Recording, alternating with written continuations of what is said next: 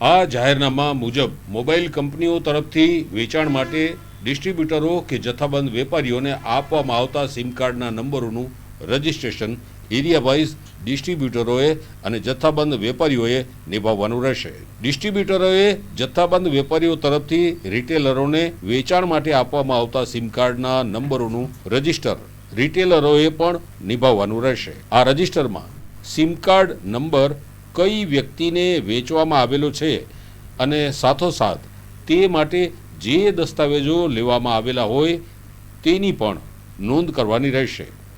Mobile કંપનીઓએ તેમના sim કાર્ડનું વેચાણ કરતા ડિસ્ટ્રીબ્યુટરો અને તેના રિટેલરોની યાદી કંપની કોડ સાથેની નજીકના પોલીસ સ્ટેશન તેમજ પોલીસ અધિક્ષક શ્રીની કચેરીએ મોકલી આપવી તેમજ આ યાદીમાં ફેરફાર થાય તો તેની પણ જાણ કરવી. સિમ કાર્ડ ખરીદવા આવનાર વ્યક્તિ જે દસ્તાવેજો આપે છે તે દસ્તાવેજોની પ્રાથમિક ચકાસણી કરવી.